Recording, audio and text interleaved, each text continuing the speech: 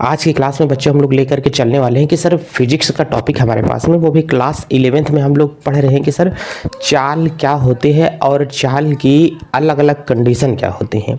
जैसा कि मैंने आपको बताया था कि सर चाल कितने प्रकार की होती है, तो मैंने कहा था कि सर चाल निम्न प्रकार की होती है। एक समान चाल होती है, असमान चाल होती है और क्या होती है, परिवर्ती चाल होती है।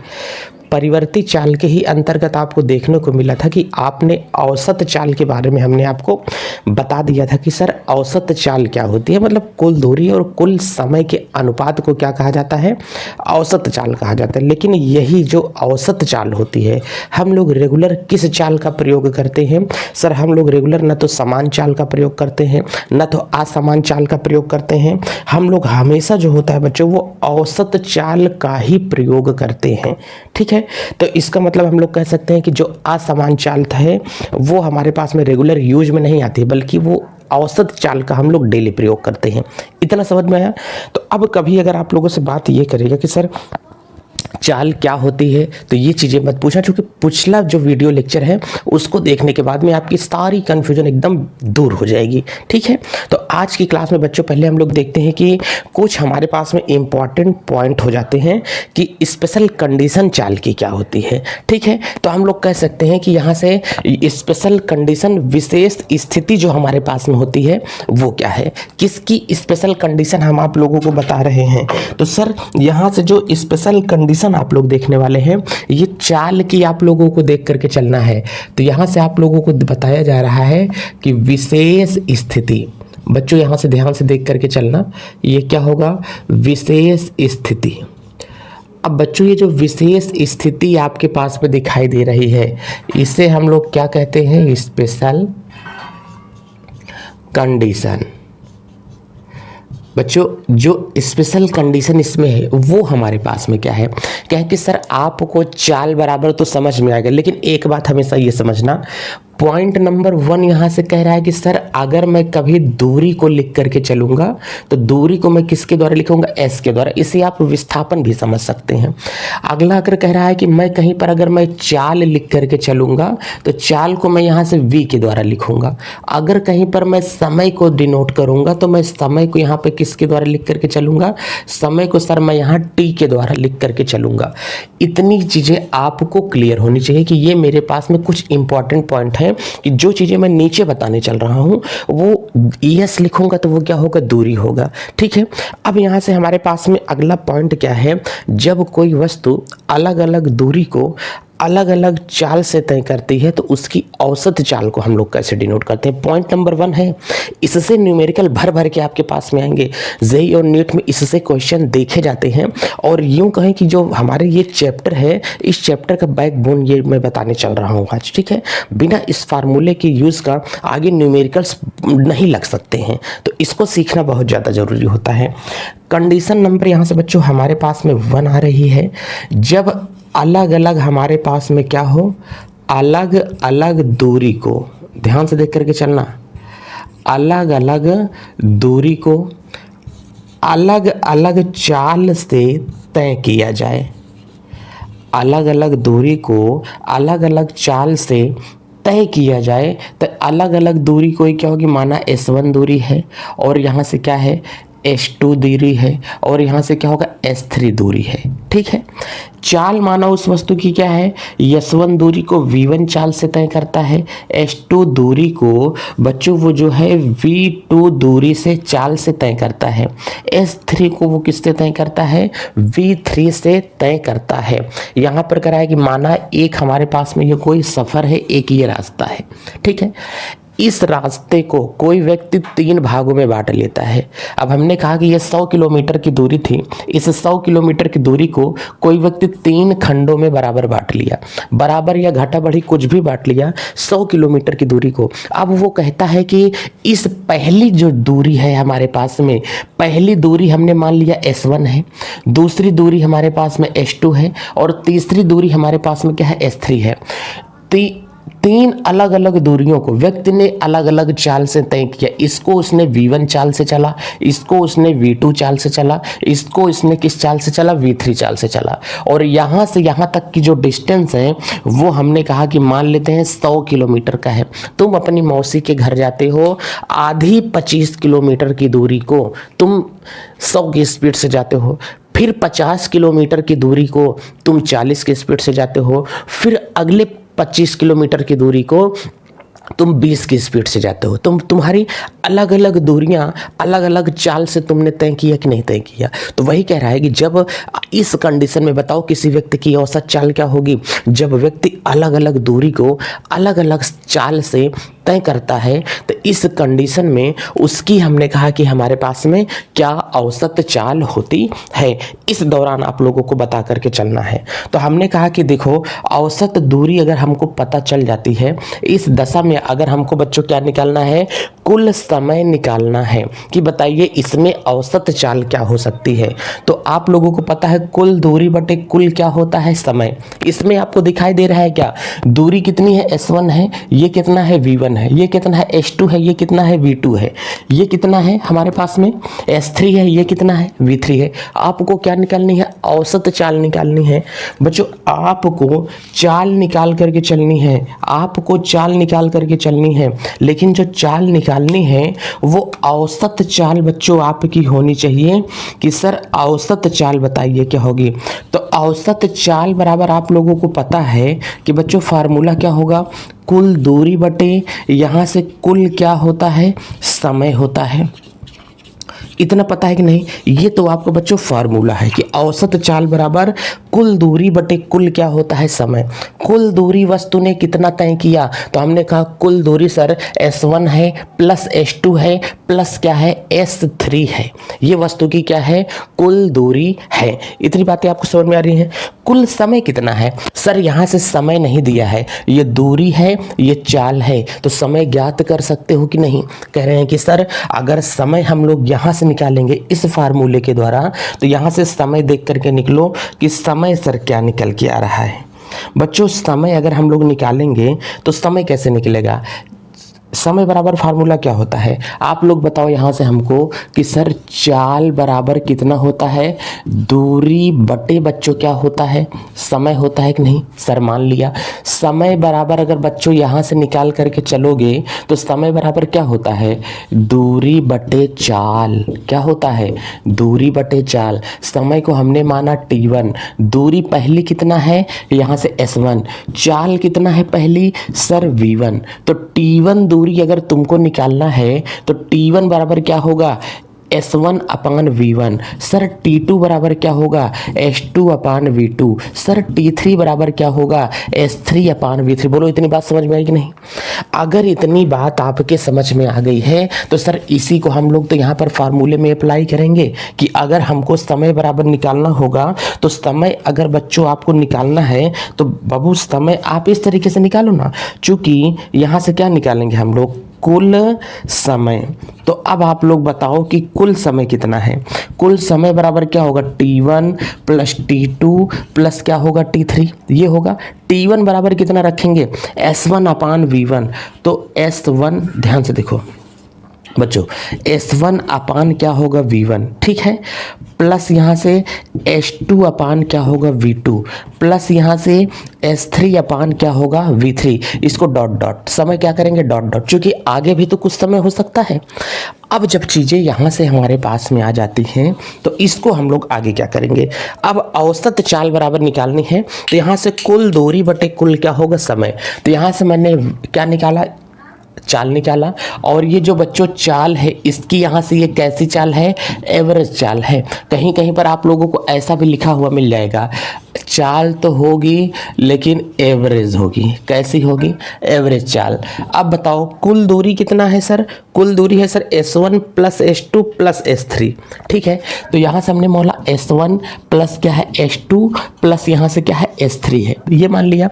अब कुल समय कितना लग रहा है, सर समय तो लग रहा है सर इस दशा में यहाँ से T1 होगा प्लस T2 होगा प्लस यहाँ से क्या होगा T3 होगा। समय का मान बच्चों रख दो, तो यहाँ से सर चाल बराबर निकालनी है, लेकिन ये एवरेज अगर निकालेंगे इसका कि औसत चाल कितनी होती है, S1 प्लस क्या होगा S2 प्लस यहाँ से क्या होगा S3 बटे T1 का मान कितना है S1 अपान V1। बोलो बात समझ में आ रही है? ध्यान से समझते चलना सभी चीज़ों को।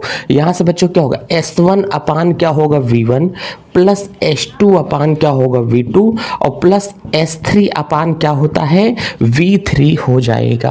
अब V बराबर एवरेज चाल जो हमारे पास में निकल करके आ रही है वो एवरेज चाल इसकी क्या आ रही है। तो यहाँ से हमने कहा कि भाई साहब अगर इतनी चीज़ें आपके पास में आ रही हैं ना, तो ये जो आपके पास में फार्मूला निकल रहा है यही तो फार्मूला भी यहीं पर बंद हो जा रहा है ना। तो एवरेज चाल बराबर हमारे पास में S1 हो जाएगा प्लस S2 होगा प्लस S3 होगा बटे का कितना होता है S1 अपान क्या होगा V1। इधर डॉट डॉट लगा सकते हो कि प्लस S4 होगा प्लस S5 होगा प्लस S6 होगा अगर और ज़्यादा दूरियां होती हैं तो, प्लस वहाँ से S2 होगा अपान V2 प्लस यहाँ से S3 अपान क्या होगा V3, फिर यहाँ से क्या होगा डॉट डॉट होगा। अब बच्चों अगर ये चीज़ें इतनी आपके सामने आ जाती हैं तो इसे हम लोग बढ़िया से पैक कर देंगे कि जब अलग अलग दूरियों को अलग अलग चाल से तय किया जाता है तो किसी व्यक्ति की जो स्पीड होती है ना, जो फार्मूला कैलकुलेट करेंगे कि उसकी इस दशा में औसत चाल क्या होती है, इस तरीके से हम लोग उसको ज्ञात करते हैं। यदि समय का आंकड़ा न दिया गया हो तो इस तरीके से हम लोग परफॉर्म कर लेते हैं। ठीक है, इतना समझ में आ रहा है कि नहीं? अगर वीडियो बहुत ज़्यादा फास्ट मोशन में लग रहा है तो वीडियो को स्लो मोशन में आप लोग कर लो। और स्लो मोशन में करने का तरीका क्या है कि सर थोड़ा सा 3 डॉट ऊपर लगा हुआ है, 3 डॉट के ऊपर आप लोग जब कभी टिक करोगे तो वहाँ पे आपको स्पीड का बैलेंस दिखेगा। वहाँ पर 2x 1x में करके जैसा भी मन करे वैसे स्पीड वीडियो की मैनेज कर लो। चलिए अब सर एक पॉइंट हमको और कह रहा है, अगली पॉइंट हमको कह रहा है कि सर जब व्यक्ति ये जो दूरियां तय कर रहा है इस दूरियों को व्यक्ति ने क्या किया, 2 समान बराबर भागों में बांट लिया। 100 किलोमीटर की दूरी को वो 50 किलोमीटर इसमें बांट दिया और 50 किलोमीटर इसमें बांट दिया। इस 50 किलोमीटर की दूरी को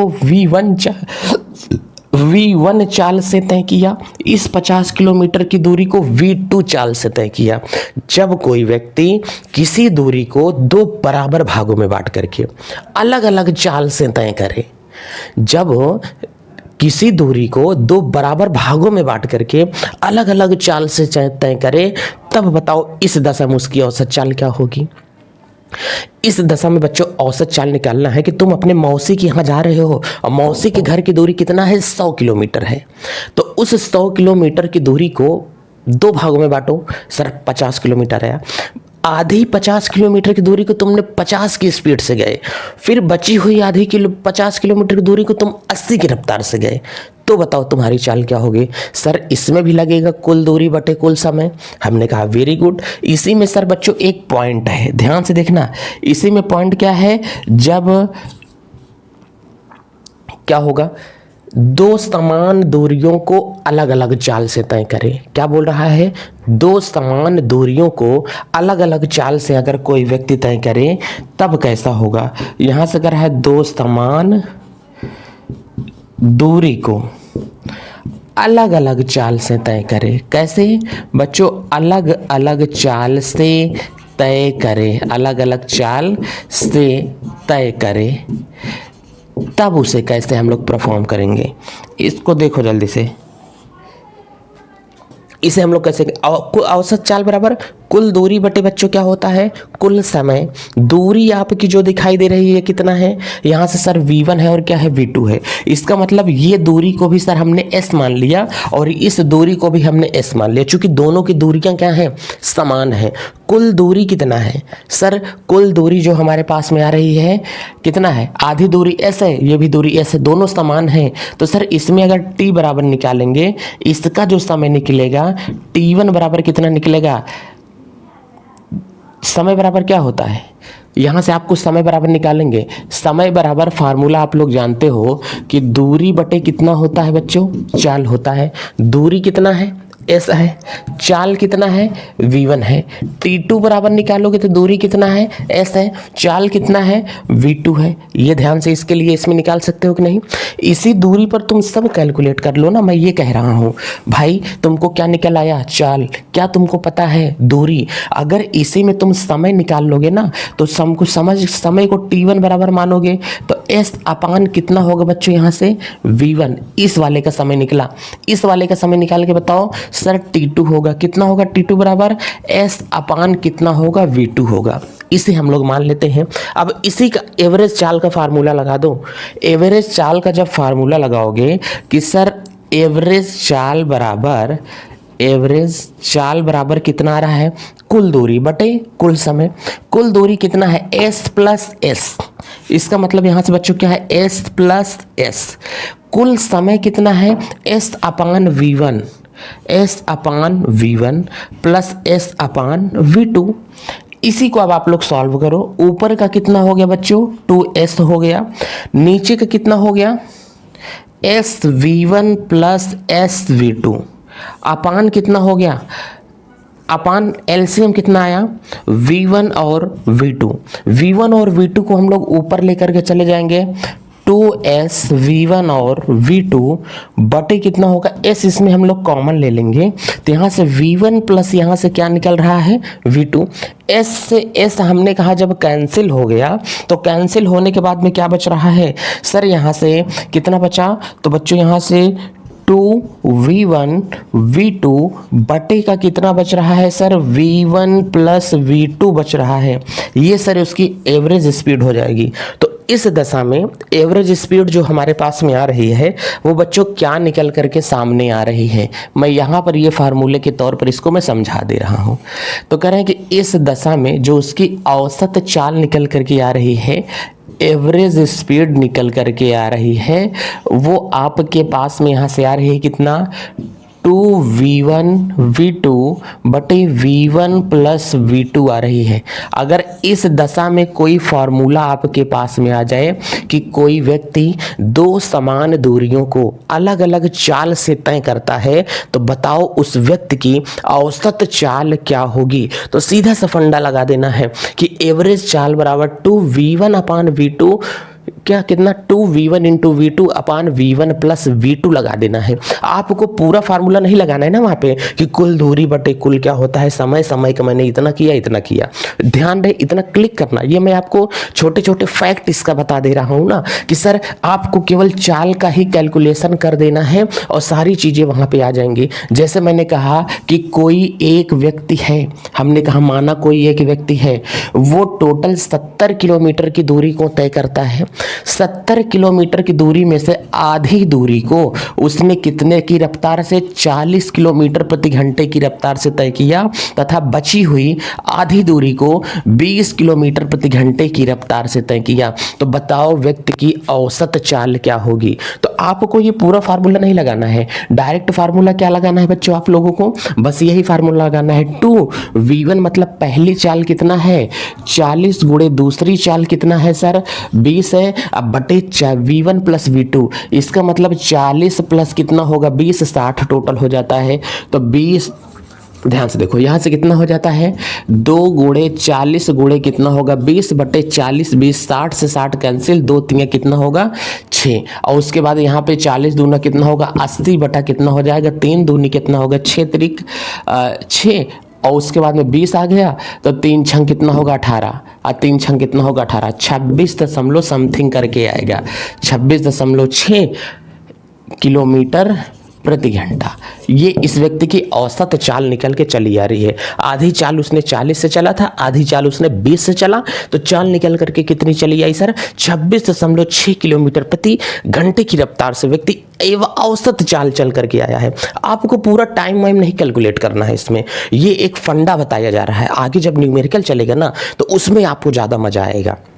ये इतना समझ में आया बात कि जब कोई व्यक्ति किसी बची हुई दूरी को अलग अलग दूरी को अलग अलग चाल से तय करें तो डायरेक्टली फार्मूला आपको लगा देना है कौन सा, ये वाला फार्मूला आप लोग वहां पे लगा देना। वहां पर आपको क्या चाहिए सर, दूरी चाहिए, और वहां पर आपको क्या चाहिए, उसकी स्पीड चाहिए, ठीक है, उसकी चाल चाहिए आप लोगों को। इतना लगाओ, समय को मारो गोली, समय तो तुमको पता नहीं था, तो ये फार्मूले के द्वारा सारी चीजें आ जाएंगी। जब उसी दूरी को दो बराबर भागों में बांट के वो अलग अलग चाल से तय करता है, ठीक है, समान दूरी को अलग अलग चाल से जब वो तय करे तब आपका फार्मूला क्या होगा, डायरेक्टली आपको लगा देना है। वहां पर क्या होगा, चाल का ही गुणा करो, चाल का ही जोड़ दो, जोड़ करके दोनों को भाग दे दो, जो आ जाए वही आपका क्या होगा, आंसर होता है। इतनी बातें समझ में आ रही हैं।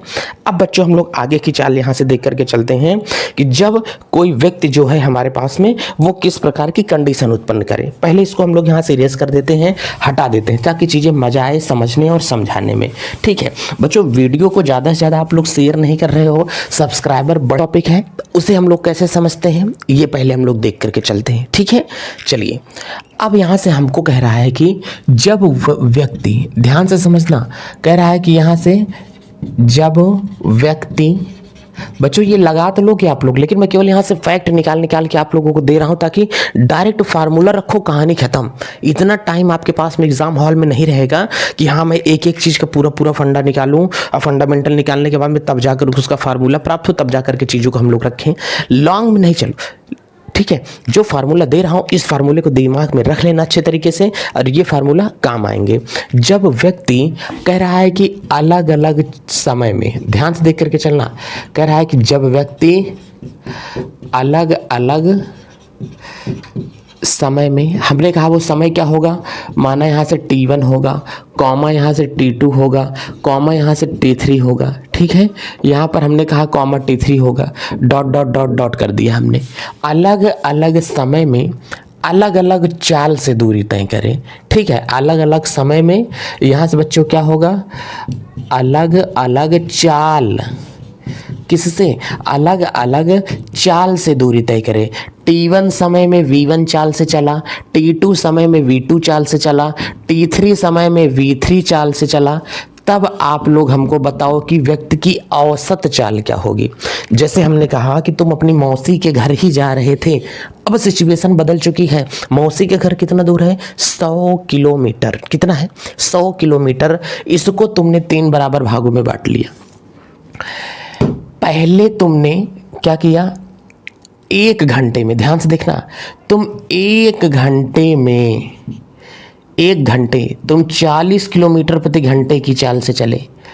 अगले 2 घंटे तुमने कितने की रफ्तार से चला, कह रहा है कि सर अगले 2 घंटे तुमने 20 किलोमीटर प्रति घंटे की 20 किलोमीटर की दूरी तय किया। फिर अगले तुमने आधे घंटे 30 किलोमीटर की दूरी तय किया। समथिंग टोटल 100 होना चाहिए, मिला लो, ठीक है। 1 घंटा तुमने 40 की स्पीड से चलाया, फिर उसके बाद में 20 की स्पीड से चलाया, फिर तुमने 30 की स्पीड से चलाना शुरू कर दिया। तो वही यहाँ से कह रहा है कि तुम्हारी जो चाल है ये तो अलग अलग है, समय अलग अलग है। पहले T1 समय चला, फिर T2 समय चला, फिर वो T3 समय चला। T1 समय में उसकी चाल कितना थी, V1, T2 समय में उसकी चाल कितना थी, V2 थी, और T3 समय में उसकी चाल कितना थी, V3 थी। तो बताओ व्यक्ति की औसत चाल क्या थी। ध्यान से हमको ये बताओ, अगर व्यक्ति की औसत चाल तुमको बता करके चलनी है बच्चों, स्पीड कैलकुलेट करनी है, लेकिन कैसी स्पीड कैलकुलेट करनी है, एवरेज स्पीड कैलकुलेट करनी है। एवरेज स्पीड बराबर आप लोगों को पता है कि क्या होता है, तो सर पता है यहाँ से क्या होगा, कुल दूरी बटे यहाँ से उस व्यक्ति के पास में है कुल समय।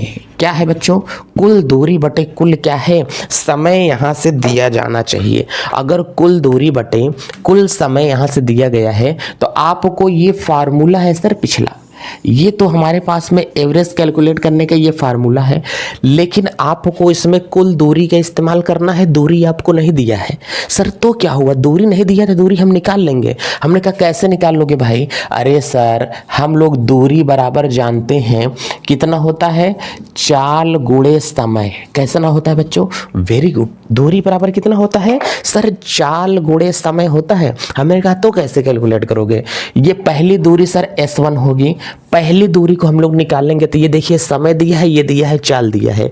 तो पहली दूरी चाल गुणे समय, चाल कितना है सर, यहाँ से v1 है, समय कितना है सर t1 है।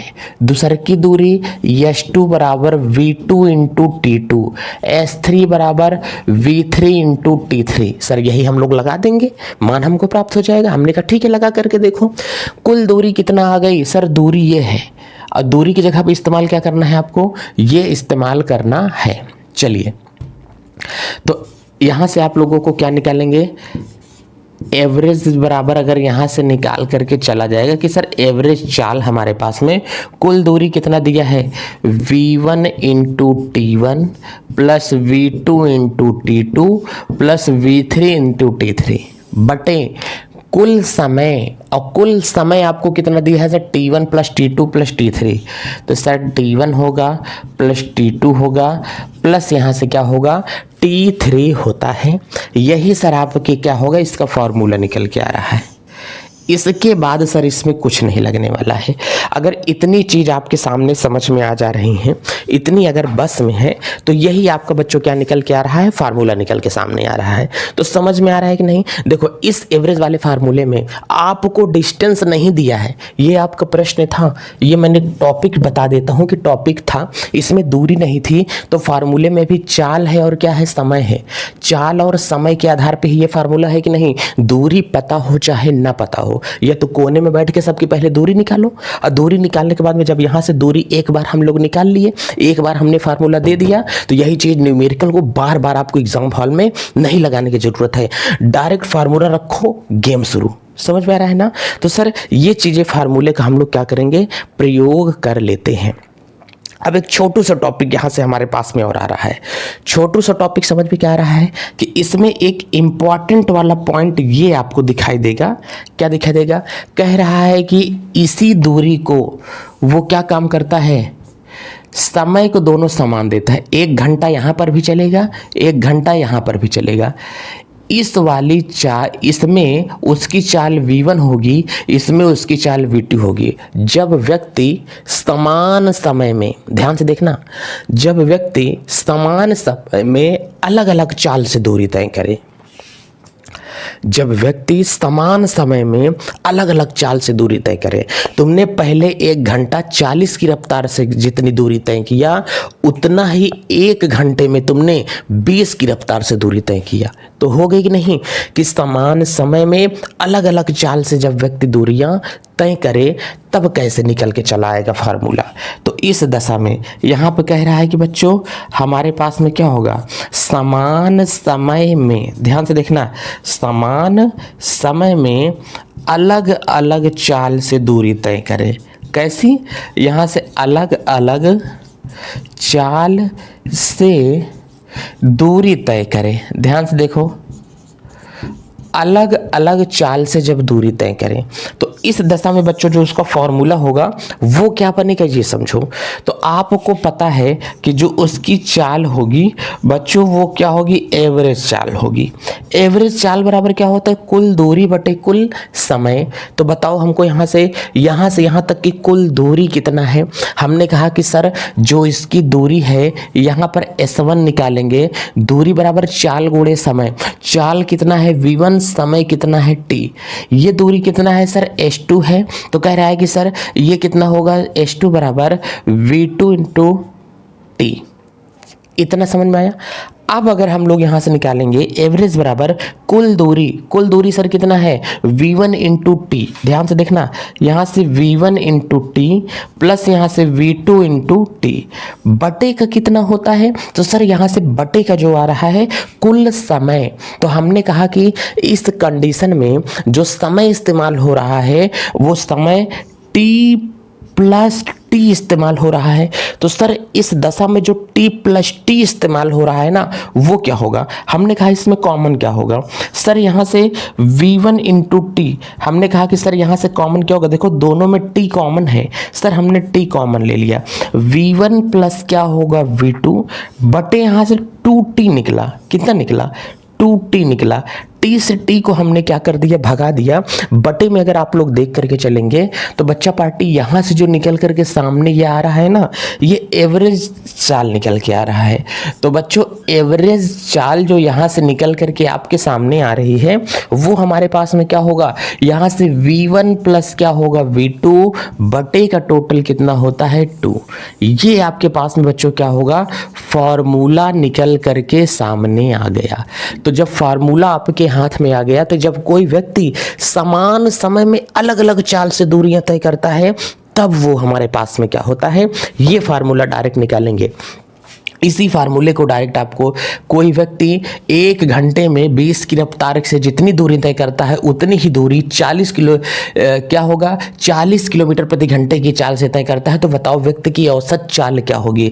डायरेक्ट 20 की रफ्तार से चला प्लस 40 की रफ्तार से चला भागे 2, 40 20 60, 2 से भाग देंगे कितना होगा, 30 किलोमीटर प्रति घंटे उस व्यक्ति की औसत चाल निकल करके चली जाती है। अभी डायरेक्ट फार्मूला समझते तो ये चीजें दिमाग में घुसती ही नहीं कि सर समझाया क्या जा रहा है। ठीक है, अब अगली चीज समझो। ये तो आपके पास में एक फार्मूला था। नेक्स्ट टॉपिक जो हम लोग समझने वाले हैं ये बहुत ज्यादा इंपॉर्टेंट टॉपिक है और मैक्सिमम बच्चों को ये समझ में नहीं आता है। सर क्या है वो चीजें, हमने कहा तात्क्षणिक चाल आप लोगों ने सुना है, क्या समझेंगे बच्चों, तात्क्षणिक चाल क्या होती है। ठीक है, अब तात्क्षणिक चाल किसे कहते हैं, ये क्या होती है चाल, इसको समझने के लिए नेक्स्ट वीडियो आप लोगों को देखना पड़ेगा और उस नेक्स्ट वीडियो के अंतर में बहुत बेहतरीन तरीके से यह समझाया जाएगा कि सर तात्क्षणिक चाल क्या होता है। मैं इस चीज को समझ रहा हूं, अभी मैं गारंटी दे रहा हूं कि मैक्सिमम बच्चों को ये नहीं पता होगा। अभी जो आपकी क्लास के बच्चे हैं जो ऊपर हैं उनको तो पता ही होता है, जो आपकी क्लास के बच्चे हैं उनको बेहतरीन ढंग से ये नहीं पता है कि सर तात्क्षणिक चाल एक्चुअली में होती क्या है। ठीक है, तो कल अगर यदि आप वीडियो देख लेते हैं तो आपको जिंदगी भर नहीं भूल पाओगे कि तात्क्षणिक चाल क्या होती है। और कल की क्लास मिस मत करना, इससे संबंधित न्यूमेरिकल हम लोग लेकर के चलेंगे और न्यूमेरिकल लेने के बाद में तात्क्षणिक चाल को समझा जाएगा कि सर तात्क्षणिक चाल एक्चुअली में क्या होती है। ठीक है, इसी के साथ चलते हैं। अपना और अपनों का ख्याल रखें, मस्त रहें, स्वस्थ रहें बच्चों, महिलाओं का सम्मान करें। चलते हैं, जय भारत।